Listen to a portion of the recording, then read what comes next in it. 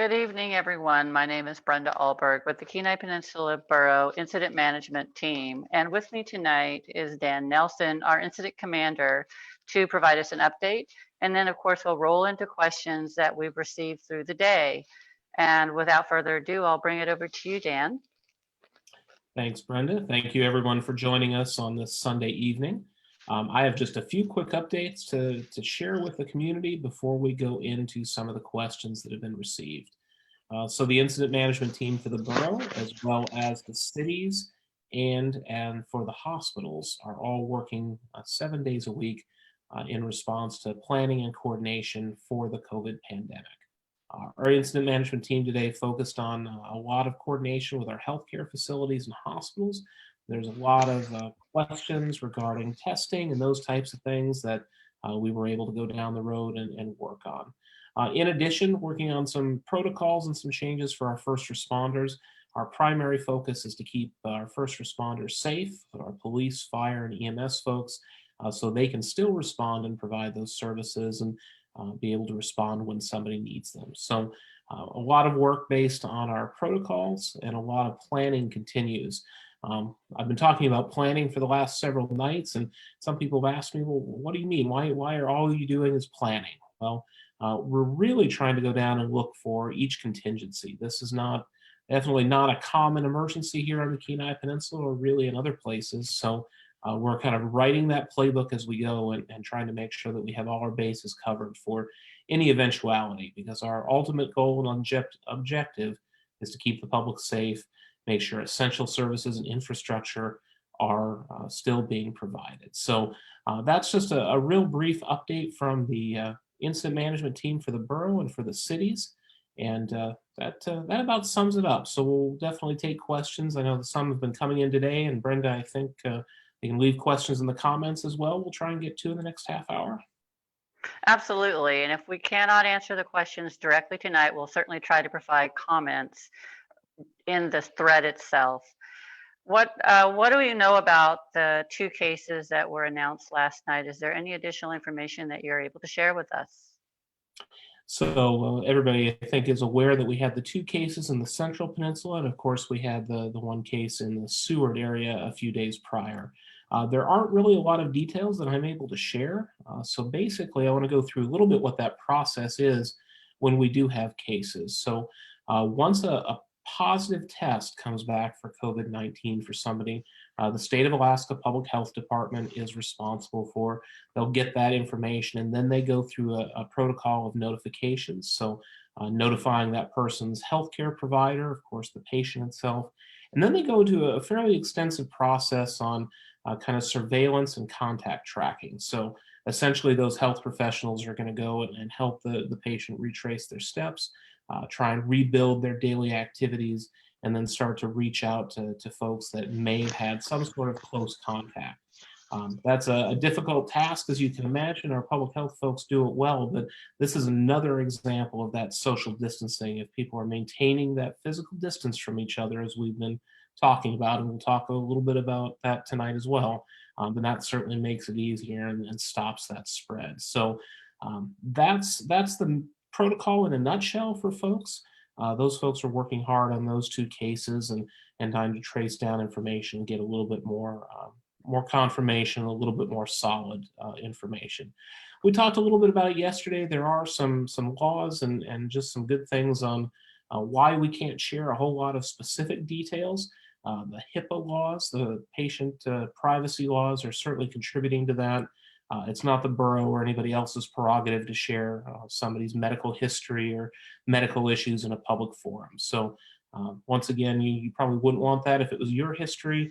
So we aren't doing that there, but the public health department has that protocol, and they follow it as they're able to trace down those individuals' contacts. So that's proceeding and will continue to proceed for those cases and any more that may come up around the state. You stated last night very eloquently the importance of why we don't want to release that kind of information, but even more so emphasized the importance of why we want to practice these protocols, because whether it is a positive case or that investigation that is continuing, we want to be mindful that that spread could still be potentially happening. And so the more that we could follow those protocols, the more we lessen that possibility of spread. Is that correct? Correct, and that's where again these distancing and those protocols really help contribute to that process. So, if we think about in an average day how many people that we may come into contact with or things we might be doing, that's what they start to rebuild. And so that goes back into that hunker down or staying inside that we've been talking about, staying home. And really, the public health department, those folks are very, very skilled at it, using the partnerships with our local medical providers to do so. So we're going to let them continue that. We're going to let them get their job done and notify those people that need to be notified and go from whatever steps are appropriate. How does that affect the safety of our first responders and our healthcare providers?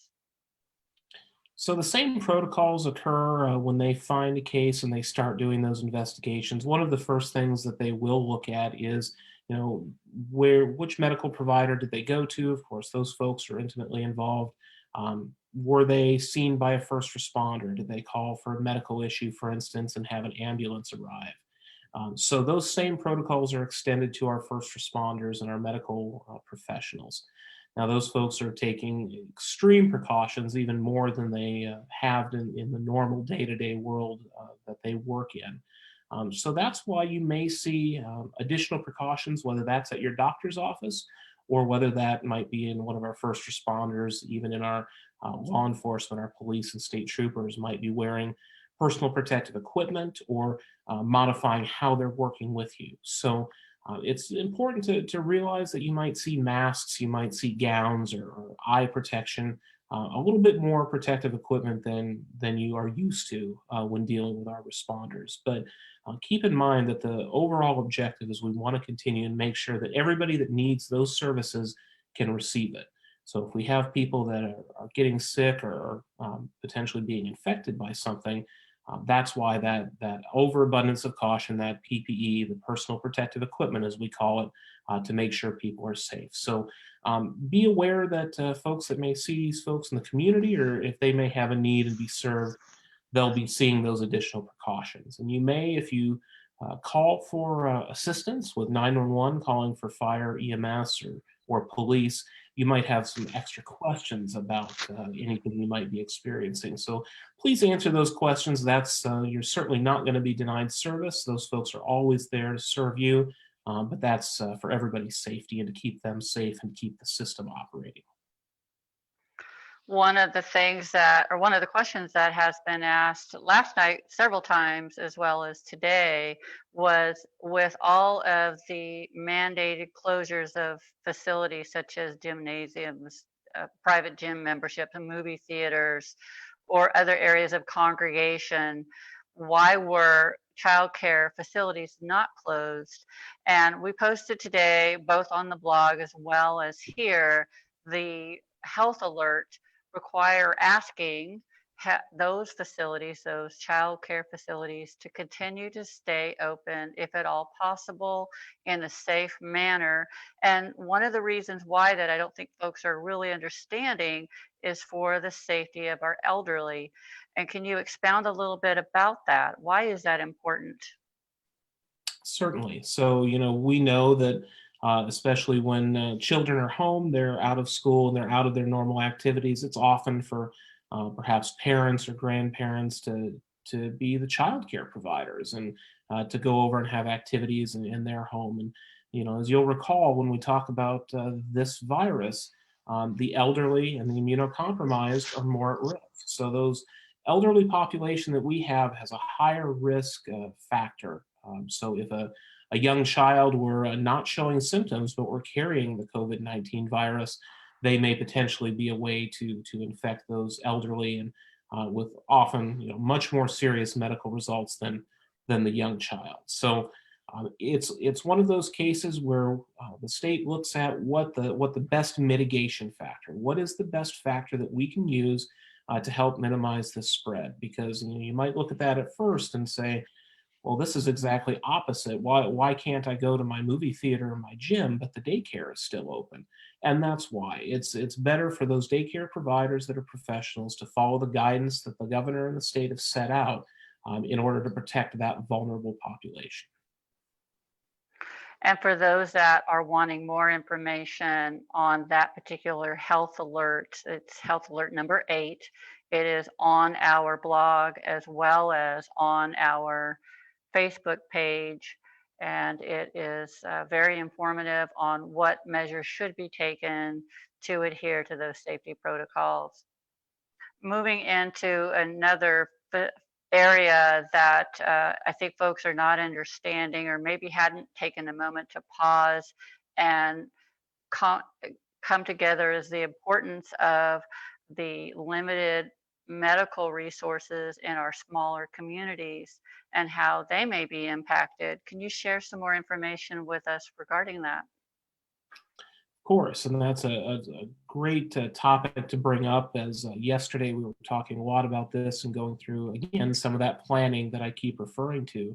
You know, if you're watching us and you're a resident of Soldotna and Kenai or Homer, I mean, you know, we have excellent medical facilities, hospitals, clinics.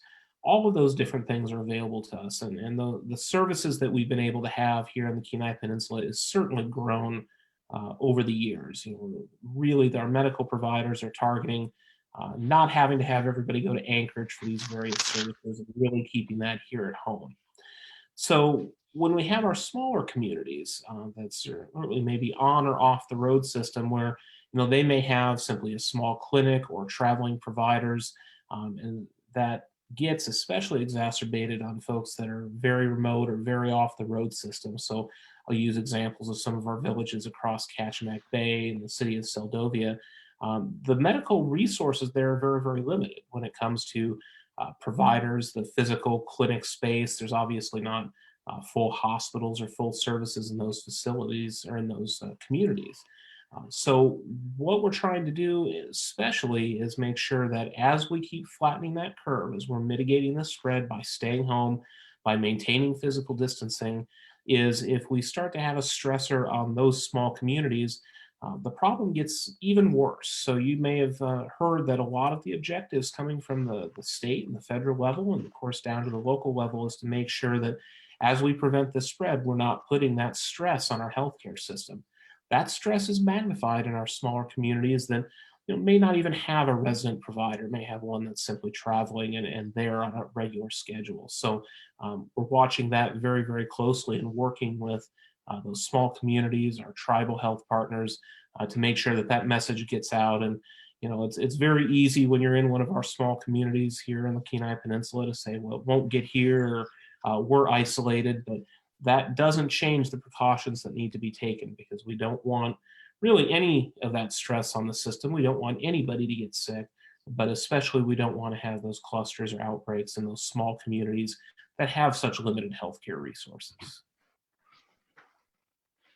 I'm going to take a moment to promote another post that was our last post on our Facebook page, and it is the coronavirus checker. It is something that was put out by the Emory University School of Medicine in partnership with some other agencies, and it is a check your risk of COVID-19. And I went through it. It's a fairly easy step-by-step process to evaluate your symptoms and then to move you into additional recommendations. It's a little bit different than the providence.org link that we've also been promoting. But one thing that I think would be important for people to look at this is that it's also based on location. And it also helps you understand that there might be other respiratory type of symptoms that should be considered. And I want to bring it back to you with regards to what are those other types of testing that may need to be taken first. And that's a good point that we really haven't talked too much about yet, but we've talked about testing the last few nights, and we get a lot of questions throughout the day on, how do I go and get a test? And just to recap, for anybody that may be feeling ill or may be concerned about symptoms that they're experiencing, the first step is to obviously contact your healthcare provider with a phone call. And basically, they'll screen you over the phone. They'll kind of talk about some of those same questions that the Emory University or the Providence tool will guide you through. And then they'll provide you some next steps on what they'd like you to do, whether they need you to come in, isolate at home, do some other self-care. We know there's a backlog of testing. Nationwide, this is an issue that we've had a significant backlog in testing as the FDA and the federal level of government is continuing to try and get those higher throughput tests so we can achieve that testing more quickly. But it's important to note that our medical providers will also likely may do some other testing before they refer you to specifically a COVID-19 test. I'm not a doctor, so I'm not going to try and get the names right of the various conditions, but you may have other respiratory conditions or other things that they can test for, certainly more quickly. They may be able to test locally for it here before they refer you to a COVID test, which does have to go and have some turnaround time. So essentially expect that. You may be asked to do several rounds of testing of different types, and you can ask your healthcare provider about any questions you might have on that. But it wouldn't be unusual for you to expect that there is additional testing. It's important, folks, to also understand that we've been talking about calling your healthcare provider and not going into the hospital or any of those things. And I want to take this moment to remind you that we still have, we kind of jokingly call them normal emergencies in our business with first responders, but there are still medical needs. There are still urgent things that you may need immediate attention for. The emergency rooms and things at our local facilities are still open. Our 911 dispatchers, if you need emergency medical care, are still answering those phones, and those responders are still responding. So by no means should you think that we're closed or we're not accepting any type of emergent patient. Please contact the hospital, visit the emergency room if you need to. If you are showing symptoms similar to COVID or a respiratory illness, please call them ahead so they know to expect you, or call 911 if that's warranted for emergencies, and they'll help you take care of that process. So it's important to know that our emergency departments and things are not closed. Those services are still being provided to anybody that needs them. And at this time, there are no additional cases that are released here on the Kenai Peninsula that we've been notified of. We were not notified of any new cases today, so nothing. Yeah, thank you. That was one of the questions that was asked here tonight, and we understand that most likely, as new cases are released or the notification is done through the state process, that it will be done through the Department of Health and Social Services, and then of course we will provide information as we receive it here on the peninsula. But as of tonight, there are no new additional cases. That's correct? Correct, yes. Right. Moving on, one of the other things that was also brought up several times today was, when will we, being the borough, go into a stay put or a hunker down mode, and who will be able to authorize that? Who's going to make that call? I know we talked a little bit about it last night, but it really is one of the top questions. Can you help us out with that? So let's take a minute and talk about kind of that process, and we'll keep this at a fairly high level and not get into too many authorities. But basically, each municipality or each borough is formed when it's formed. So for us back in the 60s in the Kenai Peninsula Borough, with specific powers. And so you might hear the term, for instance, a home rule city or a first class city. The borough is a second class borough. And so as a second class borough, we have very, very specific powers that we're authorized to do on what we call an area-wide basis. So when we talk about area-wide basis, that's the entire borough.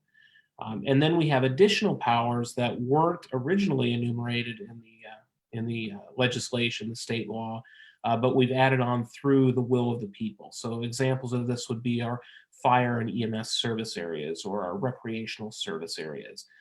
Those are referred to as service areas. They have a very specific geographic boundary, and they are not considered area-wide. So now that I've defined all of those terms, it's essentially important to note that because we have incorporated cities such as Soldotna or Homer or Seward within the Kenai Peninsula, they have different powers than the borough itself does. So even though the borough is seen as, kind of quote, a higher level of government, we do not have all of the same powers that the cities do. And so that's a very long way of saying that legally, the borough cannot mandate, for instance, a stay put. We couldn't mandate that businesses in our unincorporated communities close, for example. The governor of the state of Alaska can certainly do that if he chooses during an emergency, but that's not something the borough can do. So a long answer to say that the borough simply does not have the authority to do a stay put or a shelter in place, like, for instance, the municipality of Anchorage has done. Their stay put or hunker down is the terminology they use, starts at 10 o'clock tonight. Now, all of that being said, that's why we're not coming out and saying that, but we are consistently saying, and I'm going to say it again in the strongest possible terms, what all of our residents need to do right now is to go home and stay there. Unless you have work with critical infrastructure, grocery stores, those types of essential services where you can have social distancing and take the precautions that we've been talking about, we have to prevent the spread of this virus. That is for us, that's for you, that's for your neighbors, that's for your friends. Stay home as best you can, maintain that physical distancing so we can stop the spread of this virus. But we can't mandate that. But I'm asking you as the borough's emergency manager, if you are not doing that yet, if you've not been heeding that call, please do so right now. And work with your employer, work with whomever you need to do. Of course, schools are modified and the students are home. We all need to be home. I'm at home right now, so is Brenda. Even our incident management team is practicing social distancing. Only 2 of those people are actually physically in one of our facilities. The rest of us are remote working. So please follow our example. And I'm going to ask everybody to take that seriously and do that. Stay inside. Just for your awareness, and I am certainly just letting our public know once again that the borough, the Kenai Peninsula Borough, does not have any new cases as of tonight on the Kenai Peninsula. The Department of Health and Social Services did just release that there are 10 new cases total now, 7 in Anchorage, 2 in Matsu, and 1 in Juneau. And just wanting to support my incident commander here tonight that we here on the Kenai Peninsula do not have any additional new cases as of tonight. And I'll bring that back to you for any additional comments with regards to why it's so important that we follow the Department of Health and Social Services for that notification process. If you could just reiterate that again for people. Of course. So I mentioned a little bit earlier that as we have new cases in the peninsula, they will go through a bit of a surveillance process in contacting the healthcare provider, finding out who may have treated that person, and then dealing with that person's contact. So what their daily activities were like, who they may have come in contact with, did they go to work, and the State of Alaska Division of Public Health, Department of Health and Social Services, will then go through and recommend testing or different actions for people depending on what those exposures might have been. It's not something, again, where we put publicly that perhaps this person was visited this establishment that day or did this or went to this employer. We want to really respect the privacy and the privacy laws that we are all as citizens entitled to when we deal with our medical needs. So the state has that protocol. They will release information. We will repeat that information as we get confirmation of new cases and other important developments. But there is some information that will not be made public. But rest assured that protocol is still being followed and that risk assessment is still occurring. Thank you for that clarification. It's greatly appreciated by those that are responding here in the comment thread. Another thing as far as safety that has been brought to our attention, and it's been so great to have people even giving me private messages in my personal feed saying, hey, don't forget to remind people about this. So to me, I think there's definitely a community advocacy going on, regardless of whether this borough ends up with a mandate or not. And I do want to celebrate that. For example, two of the comments that were given to me were, why don't you go ahead and you wear gloves or you grab some of those paper towels when you are filling up your fuel tank, your gasoline tank at the local gas station, to be careful and to also be mindful if you are going to go through the self checkout at the grocery store, how many times those screens and that money display is touched by other people. So I do want to recognize as well the celebration and the urgency of community advocacy that is happening here at a local level. That is I think a strong reminder as communities that a lot of us truly are trying to do the right thing, and we're trying to remind others to do that as well. And I We're agree with you. That is a great thing to celebrate. And I'm certainly not surprised by our community members. So continue to practice that good hygiene. And, I don't think you can wash your hands quite enough, but those vectors like the self checkout or the gasoline pump are great things. And I keep saying this, but encourage you before you come into your home or anything, the first thing you should be doing is washing your hands as soon as you come in from the public, and making sure you're not spreading that, and of course maintaining that at least 6 feet distancing physically. I'm going to take a moment to look through the comment thread to make sure that we're not missing any of the common types of questions that have already been received or that are currently in place here in this thread as we're scrolling through it. And I do know that there was some questions not here, but earlier in today regarding the boroughs access to the facility, even though it's closed, how they could potentially still be able to deliver packages or provide their payments via online, and wanted to remind people that they can still do that if they want to go to the borough's main website, kpb.us. And under the finance section, there's a detailed list of how you can provide payments to the borough, as well as how packages can be delivered. Is there anything else you could add to that for me, Dan? No, there is a lot of options from the borough side. If you do need to give something in person, if you're in the Central Peninsula area, again, the facility won't be open, but there is a drop box available that's being routinely checked for safety. There is a little bit of a delay on things that are received by paper. Those things will still be marked as if we're talking about payments and things on the day they are received, even though there might be a delay in getting them into your reflected on your account. If you have any questions on that, definitely give a call to our finance department. All of our folks are available either there in person or remotely working. That'll be able to assist you with that. And the same goes for each of the individual cities as well. I know many of them have different options, but I know that right now we're adapting our procedures and trying to make things work for everybody to maintain that social distancing. So just give whoever you're doing business with a call, and they'll be happy to help you and give you an alternative or any more information.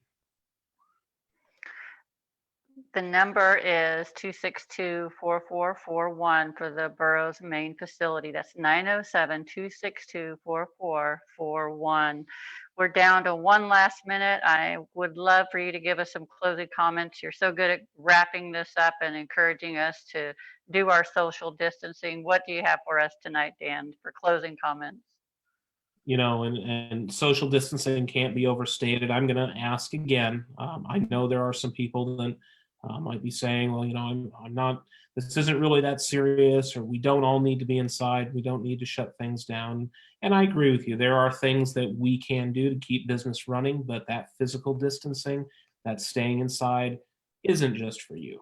It's for your neighbors. It's for your friends. So let's all do that. There's not a borough mandate because we can't do that, as we said, but that doesn't mean we're not doing the right thing. And I think most of our community is definitely doing the right thing. So your borough is here to provide service to you. last thing that I really want to encourage folks to do, and I'm gonna steal something here from Mayor Pierce. I hope he doesn't mind that I'm gonna credit him to this, but he often comes and tells us to smile more and to enjoy what we're doing. And I think we do enjoy what we're doing. We try and smile more, but I'm going to ask you to do the same thing. So if you are seeing people, you're keeping that social distance, but a smile, a good attitude. Reach out to friends, reach out to family that maybe you haven't talked to in a few days. Let's check in with them. Social distancing, especially for kind of our extroverted people or people that thrive on good contact, this is hard. And it's even hard sometimes for our introverts. So please make sure you're reaching out to folks and making sure that your friends and family are doing well. And with that, we'll end it for this evening. I know that Brenda's team will go back and answer questions if we missed them. I understand the scroll runs pretty fast during these videos, so please be patient with us. And we'll see you tomorrow night at 7 o'clock.